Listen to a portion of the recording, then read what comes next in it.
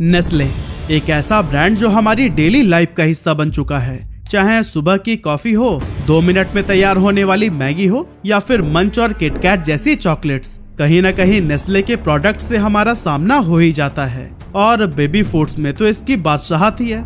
लेकिन क्या आप जानते हैं कि नेस्ले के पास करीब 2000 ब्रांड्स के 10,000 से भी ज्यादा प्रोडक्ट्स हैं। मतलब कि हर एक को बताने बैठे ना तो शायद दिन ही खत्म हो जाए।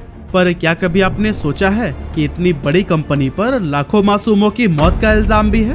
वैसे तो ये ब्रांड दुनिया के हर कोने में मौजूद है, लेकिन इसकी कहानी इतने अप्स एंड डाउन से भरी पड़ी है ना कि आपको विश्वास ही नहीं होगा। पानी के लिए लोगों को तड़पाना, नई माओ को ऐसी सिचुएशन में डालना कि उनका ब्रेस्ट मिल्क ही बंद हो जाए, और फिर मैगी वाले पूरे कांड की कहानी तो शायद आपको पता ही होगी।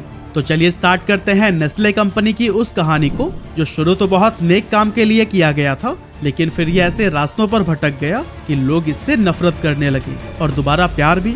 कंफ्यूज मत होइए, चलिए प्रॉपर समझने के लिए हम पूरी कहानी को जानते हैं। तो दोस्तों, नेस्ले की स्टोरी स्टार्ट होती है आज से करीब 210 साल पहले 10 अगस्त 1814 को, जब जर्मनी के फ्रैंकफर्ट में हेनरी नेस्ले का जन्म हुआ था। उनके फादर एक साधारण से ग्लास मेकर थे और फैमिली की फाइनेंशियल कंडीशन भी कुछ खास अच्छी नहीं थी। इसीलिए बहुत छोटी उम्र में ही हेनरी ने तय कर लिया था कि वो अपने पिता और भाइयों की तरह फैमिली बिजनेस का हिस्सा न बनकर कुछ अलग करेंगे। जिसके बाद से वो जे स्टिन के अंडर काम करने लगे, जो कि फ्रैंकफर्ट में ही एक फार्मेसी चलाते थे। हेनरी ने वहां 4 सालों तक काम किया और इस दौरान उन्होंने कई तरह की फार्मास्यूटिकल और केमिकल नॉलेज हासिल की, जो कि आगे चलकर उनके काफी काम आई। फार्मेसी छोड़ने के बाद से हेनरी अपने कुछ अननोन पर्सनल रीजंस की वजह से जर्मनी को छोड़कर स्विट्जरलैंड में माइग्रेट कर गए, और इस नए देश में आकर हेनरी खाना खाने के बाद पी जाने वाली एक स्पेशल शराब बनाकर बेचने लगे। लेकिन इस लिकर को मार्केट में कोई खास पहचान नहीं मिल पाई। इसके बाद उन्होंने विनेगर्स, रम और फर्टिलाइजर्स भी बनाए, लेकिन उन बिजनेसेस के साथ भी वही हुआ जो कि इनके लिकर बिजनेस के साथ में हुआ था। उसी टाइम पीरियड में यूरोप के अंदर बच्चों की मृत्यु दर बहुत ज्यादा बढ़ गई थी, स्पेशली उन बच्चों में जिन्हें उनकी माँ ब्रेस्ट फीड नहीं करा पाती थी, और ऐसे बच्चे कुपोषण का शिकार हो जाते थे।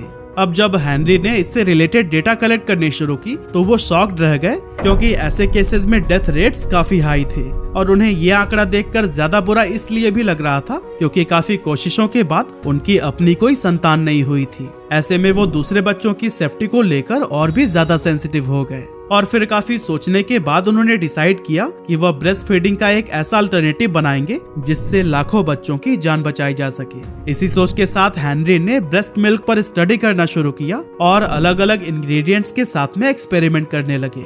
लेकिन अनफॉर्चुनेटली काफी समय तक ये एक्सपेरिमेंट असफल रहे थे। असल में हेनरी के पास रिसोर्सेज और पैसों की काफी कमी थी, लेकिन फिर भी उन्होंने हार नहीं मानी और इधर उधर से किसी तरह पैसे इकट्ठे करने के साथ लगातार रिसर्च करते रहे। और फिर आखिरकार 1867 में उन्होंने एक ऐसा फॉर्मूला तैयार कर लिया जो कि ब्रेस्ट मिल्क का अच्छा सब्स्टिट्यूट बन सकता था। हेनरी ने इस फॉर्मूला को गाय का दूध, आटा और चीनी जैसी चीजों को एक साथ मिलाकर बनाया था। उन्होंने अपने दोस्त जिन बाल्थासर, जो कि ह्यूमन न्यूट्रिशन के साइंटिस्ट थे, उनके साथ मिलकर व्हीट फ्लोर से एसिड और स्टार्च को हटा दिया ताकि बच्चे इसे आसानी से डाइजेस्ट कर सकें। इस फार्मूला को फेरिन लैक्टे का नाम दिया गया और इसे बेचने के लिए उन्होंने नेस्ले नाम की एक कंपनी बनाई। अब दोस्तों, सबसे बड़ा चैलेंज था कि इसे बेचा कैसे जाए, क्योंकि एक तो ये कंपनी नहीं थी, ऊपर से जर्मनी के फेमस साइंटिस्ट जस्टिन वॉन ने भी कुछ समय पहले एक ऐसा ही बेबी फार्मूला बनाया था जिसमें एसेंशियल न्यूट्रिएंट्स की कमी थी, और इस वजह से लोग उसे डेडली सूप फॉर बेबीज कहने लगे थे। बेबी फार्मूला को लेकर मार्केट में डर का माहौल था, जो कि नेस्ले की परेशानियां बढ़ाता ही जा रहा था। लेकिन फिर अचानक एक दिन कुछ ऐसा हुआ कि कंपनी की किस्मत ही बदल गई। असल में कुपोषण का शिकार हुआ एक प्रीमेच्योर बेबी बहुत ही नाजुक हालत में था, और क्योंकि उस टाइम पर मार्केट में और कोई ऑप्शन नहीं था, इसीलिए उस बेबी को फेरिन लैक्टे दिया जाने लगा। सरप्राइजिंगली धीरे धीरे करके उस बच्चे की हालत में सुधार आने लगा और कुछ ही दिनों के अंदर वो पूरी तरह से स्वस्थ हो गया, जिसे देखकर डॉक्टर भी काफी हैरान थे, क्योंकि पहले उन सभी ने ही हाथ खड़ा कर दिया था। बस इस घटना के बाद से ही फेरिन लैक्टे के सुनहरे दिन शुरू हो गए, क्योंकि खुद डॉक्टर्स ने इस प्रोडक्ट को रिकमेंड करना शुरू कर दिया। अब स्टार्टिंग डेज में ये सिर्फ स्विट्जरलैंड में ही बिकता था, लेकिन धीरे धीरे यूरोप के बाकी देशों में भी इसकी डिमांड बढ़ने लगी। और फिर इस डिमांड को फुलफिल करने के लिए हेनरी को एक बहुत बड़ी फैक्ट्री खोलनी पड़ी। अब कुछ टाइम के बाद हेनरी ने देखा कि लोगों के लिए ताजे दूध को लंबे समय तक सेफ रखना एक बहुत बड़ा सिरदर्द बन गया था, क्योंकि उस टाइम पर रेफ्रिजरेटर का आविष्कार नहीं हुआ था। ऐसे में दूध बहुत जल्दी फट जाता था। और फिर इस प्रॉब्लम को ध्यान में रखते हुए नेस्ले ने कंडेंस्ड मिल्क बनाया, जिसमें दूध को एक फिक्स टेम्परेचर पर हीट करके गाढ़ा किया जाता है ताकि उसके अंदर मौजूद पानी जल जाए। इसके बाद उसमें शुगर मिलाकर इसे प्रिजर्व किया जाता है, जिससे कि ये लंबे समय तक खराब नहीं होता था। हेनरी का ये इनोवेशन न सिर्फ लोगों के इस प्रॉब्लम का सलूशन बना, बल्कि इसने नेस्ले की पॉपुलैरिटी को और भी ज्यादा बढ़ा दिया। और इस तरह से कुछ ही सालों में हेनरी एक फेल्ड बिजनेसमैन से स्विट्जरलैंड के one of the richest person बन गए। लेकिन इस टाइम तक हेनरी बहुत बूढ़े हो चुके थे, और क्योंकि उनका अपना कोई वारिस भी नहीं था, इसीलिए 1875 में उन्होंने ये कंपनी अपने 3 एसोसिएट्स को बेच दी, जो कि स्विट्जरलैंड के लोकल बिजनेसमैन थे। अब दोस्तों, हेनरी नेस्ले ने अपनी कंपनी की शुरुआत बच्चों के लिए न्यूट्रिशन और लाइफ सेविंग प्रोडक्ट बनाने के इरादे से की थी, लेकिन जब कंपनी नए मालिकों के हाथ में गई तो फिर इसका स्ट्रेटेजिक फोकस बदल गया। नए ओनर्स का लक्ष्य था कंपनी का ज्यादा से ज्यादा एक्सपेंशन और डाइवर्सिफिकेशन, जिस वजह से नेस्ले का मेन पर्पस सिर्फ बच्चों की न्यूट्रिशन तक सीमित न रहकर एक प्रॉफिट ड्रिवन कंपनी में बदल गया। अब व्यापार बढ़ाने के इसी इरादे से साल 1905 में नेस्ले को एंग्लो स्विस नाम के एक राइवल बिजनेस के साथ में मर्ज कर दिया गया, जिससे कंपनी की reach US, UK, Spain, Germany और ऑस्ट्रेलिया तक पहुंच गई। इसी दौरान 1912 में नेस्ले इंडियन मार्केट में भी एंटर कर गया, जहां इसने अपने बेबी फूड से लेकर कई दूसरे तरह के पैकेज्ड फूड भी लॉन्च किए।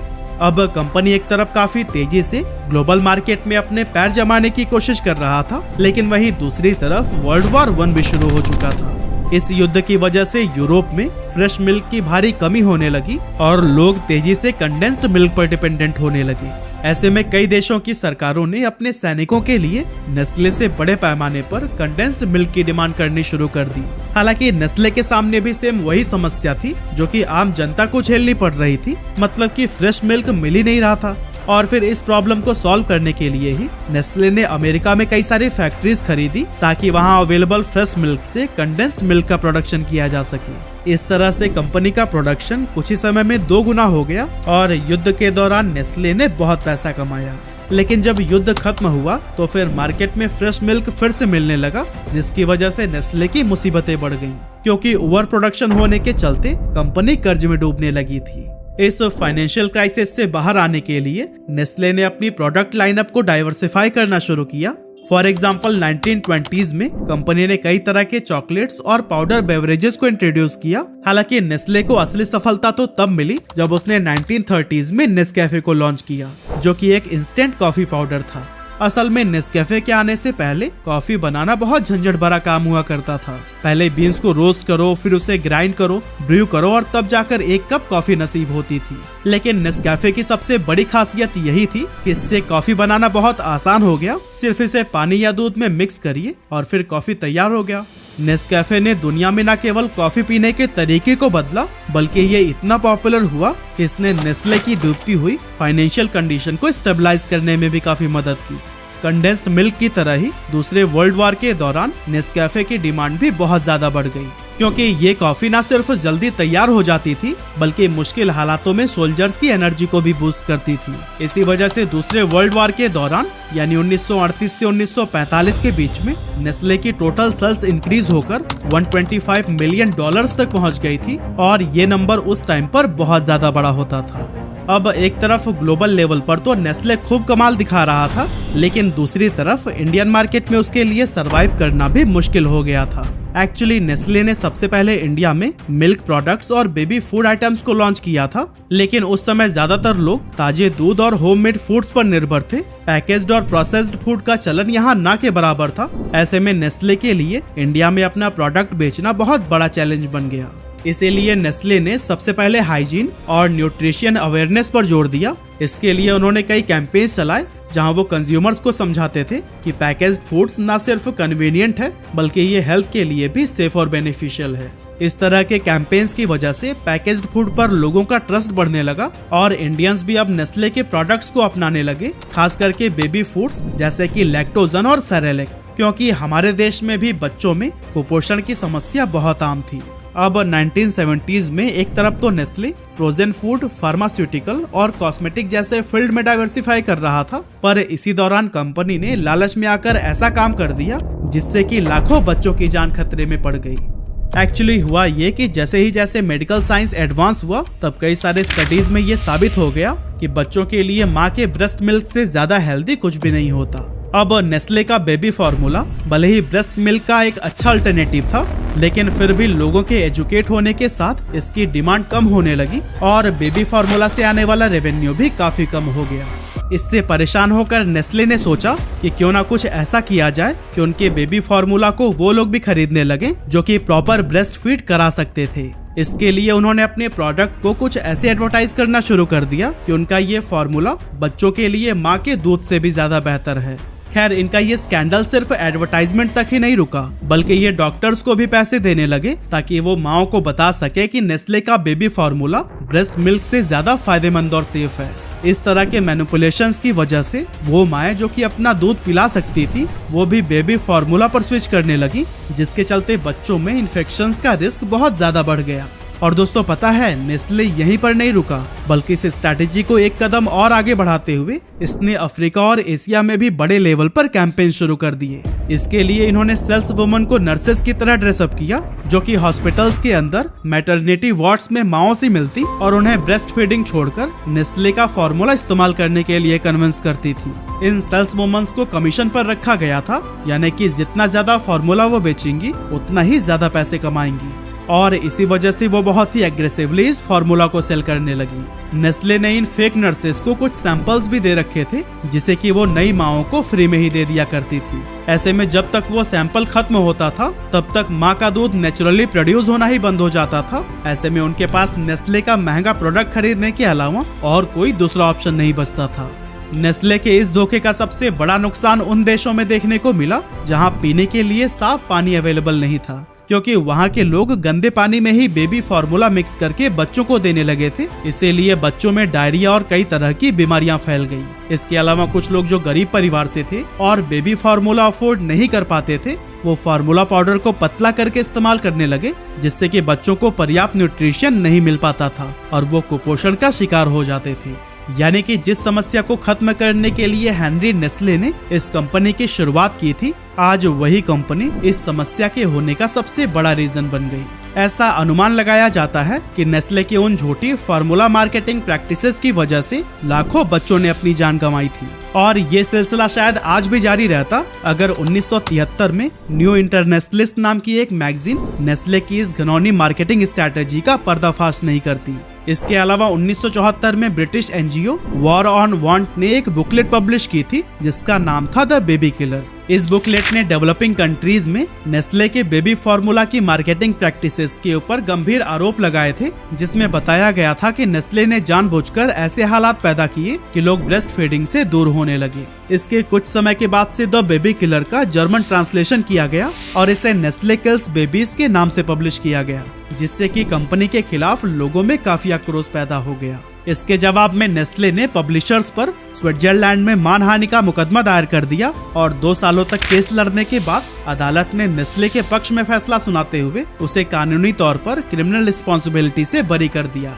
लेकिन अजीब बात तो यह है कि अदालत ने उन पब्लिशर्स पर 300 स्विस फ्रैंक्स यानी कि लगभग $400 का जुर्माना लगाया जिन्होंने नेस्ले के खिलाफ लिखा था।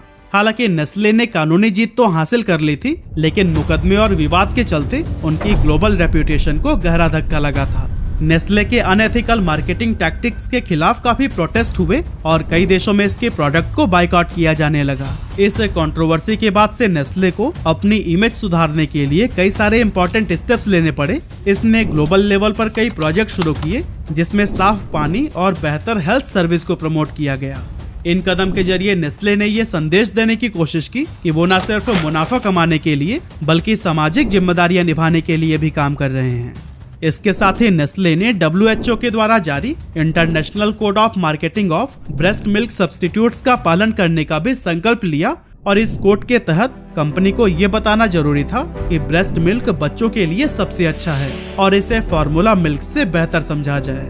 अब जब इस मामले की आग शांत हो गई तो 1983 में नेस्ले ने भारत में मैगी नूडल्स को लॉन्च किया, जिसने कि इंस्टेंट फूड के सेक्टर में एक नया बदलाव लाने का काम किया। उस समय भारत में नूडल्स का कॉन्सेप्ट बिल्कुल नया था, इसीलिए नेस्ले ने इंडियन कस्टमर्स का ध्यान अट्रैक्ट करने के लिए खूब मार्केटिंग की। कुछ ही समय में मैगी पॉपुलर होने लगी, खास तौर से बड़े शहरों में जहां महिलाएं बाहर निकलकर काम पर जाया करती थी। उस समय उन्हें एक ऐसे फूड ऑप्शन की जरूरत थी जो कि झटपट बन जाए और बच्चे भी उसे पसंद से खा लें। हालांकि अपने बेहतरीन स्वाद और शानदार मार्केटिंग की वजह से जल्द ही मैगी बड़े शहरों से निकलकर देश के हर कोने में पहुंच चुकी थी और भारत में तो इसे इतना पसंद किया गया कि लगातार 3 दशकों तक इसकी कामयाबी को ही कोई नहीं छू सका। लेकिन फिर 2015 में अचानक कुछ ऐसा बवाल हुआ कि सरकार ने न सिर्फ मैगी को इंडिया में बैन कर दिया, बल्कि उस पर 640 करोड़ रुपए का भारी भरकम फाइन लगाया गया। पर गवर्नमेंट ने ऐसा किया क्यों, इसे जानने के लिए हमें 2015 में जाना होगा। लेकिन उससे पहले भी कई सारे ऐसे इवेंट्स हुए थे जिसे आपके लिए जानना बहुत जरूरी है। जैसे कि 2013 में नेस्ले पर आरोप लगे कि वो पाकिस्तान के गांव और छोटे शहरों में ग्राउंड वाटर का ओवर एक्सप्लॉयटेशन कर रहा है। एक्चुअली कंपनी इस पानी को निकालकर अपनी फैक्ट्रीज में प्यूरिफाई करती थी और बॉटल्ड वाटर के रूप में बेचती थी। इसके चलते ग्राउंड वाटर लेवल काफी तेजी से नीचे गिरने लगा और लोग महंगा बॉटल्ड वाटर खरीदने पर मजबूर हो गए। लेकिन ये समस्या सिर्फ पाकिस्तान तक ही सीमित नहीं थी, बल्कि कैलिफोर्निया और मिशिगन में भी नेस्ले ने पानी की भारी कमी के बावजूद इसे लार्ज स्केल पर निकाल कर बेचना शुरू कर दिया था। इस चीज को लेकर दुनिया भर में नेस्ले को काफी क्रिटिसाइज किया गया, लेकिन कभी भी कंपनी के ऊपर बहुत बड़े लेवल की कार्रवाई नहीं हुई। दूसरी तरफ इंडिया में नेस्ले अपनी मैगी को धड़ल्ले से बेच रहा था और हर थोड़े समय में इसके नए नए फ्लेवर्स लॉन्च कर देता था। लेकिन मई 2015 में जब यूपी के फूड एंड ड्रग एडमिनिस्ट्रेशन ने मैगी का सैंपल टेस्ट किया तो पाया कि उसमें 17.2 ppm लीड थी, जबकि भारत में इसकी तय सीमा सिर्फ 2.5 ppm है। साथ ही कंपनी दावा करती थी कि उनके पैकेजिंग में MSG यानी कि मोनोसोडियम गुलामेट का इस्तेमाल नहीं होता है, जबकि टेस्ट में इसकी भी उपस्थिति पाई गई थी। सिंपल टर्म में अगर बात करें तो ये एलिमेंट्स बच्चों के मेंटल डेवलपमेंट के लिए बहुत हानिकारक होते हैं। साथ ही इन्हें खाने के बाद लोग कई तरह की बीमारियों की चपेट में आ सकते हैं। इसीलिए दिल्ली, गुजरात और आंध्र प्रदेश जैसे कई राज्यों की सरकार ने मैगी को तुरंत बैन कर दिया। और दोस्तों, बाद में ये मामला इतना ज्यादा कंट्रोवर्शियल हो गया कि सेंट्रल गवर्नमेंट को पूरे देश में ही मैगी को बैन करना पड़ गया। साथ ही कंपनी पर लीगल एक्शन लेते हुए 640 करोड़ रुपए का फाइन भी लगाया गया। लेकिन ये मामला यहीं पर नहीं रुका, बल्कि लोगों में इस केस को लेकर इतना ज्यादा गुस्सा बढ़ गया कि बिहार के मुजफ्फरपुर में अमिताभ बच्चन, माधुरी दीक्षित और प्रीति जिंटा के खिलाफ FIR दर्ज हो गई कि वो ऐसी चीजों को क्यों प्रमोट कर रहे हैं जो कि लोगों की जान के लिए घातक है। इस तरह के लीगल बैटल्स, बढ़ते विवाद और लगातार क्रिटिसिज्म के चलते नेस्ले को अपनी सारी मैगी नूडल्स मार्केट से वापस मंगवानी पड़ी और इससे उसे बहुत बड़ा लॉस हुआ। लेकिन कंपनी ने फिर भी हार नहीं मानी। कुछ महीने बाद नेस्ले ने अपने इंग्रेडिएंट्स में बदलाव करके 30 नवंबर 2015 को इंडिया में मौजूद अपने सभी 5 प्लांट्स पर मैगी का प्रोडक्शन फिर से शुरू करा दिया। इस बार मैगी की क्वालिटी और सेफ्टी को लेकर बहुत हाई लेवल के चेक्स किए गए और यह इंश्योर किया गया कि मैगी में किसी भी हानिकारक सब्सटेंस की मिलावट ना हो। मार्केटिंग में री एंट्री के बाद कंपनी ने एडवर्टाइजमेंट के जरिए लोगों को बताना शुरू कर दिया कि अब मैगी पहले से भी बेहतर हो चुकी है। और दोस्तों, कंपनी के इन एफर्ट्स की वजह से लोग कुछ ही समय में फिर से मैगी की तरफ अट्रैक्ट होने लगे। इस तरह से नेस्ले ने अपनी जर्नी में बहुत सारे उतार चढ़ाव देखे, क्रिटिसिज्म का सामना किया और लीगल बैटल्स भी फेस किए, फिर भी आज ये दुनिया की सबसे बड़ी कंपनियों में से एक है। लेकिन सवाल है कि कैसे? असल में दोस्तों, नेस्ले भले ही एक बहुत ही रिच कंपनी है, लेकिन इसका मतलब ये नहीं है कि सिर्फ पैसे और एडवर्टीजमेंट की वजह से ही इसके प्रोडक्ट्स पॉपुलर हैं। कंपनी ने कई सारे ऐसे प्रोडक्ट्स भी लॉन्च किए हैं जो कि वाकई क्वालिटी में बेहतरीन हैं और लोग उन पर भरोसा करते हैं। और दोस्तों, इन्हीं सभी फैक्टर्स की वजह से ही नेस्ले के प्रोडक्ट आज दुनिया के लगभग हर कंट्री में ही आपको मिल जाएंगे।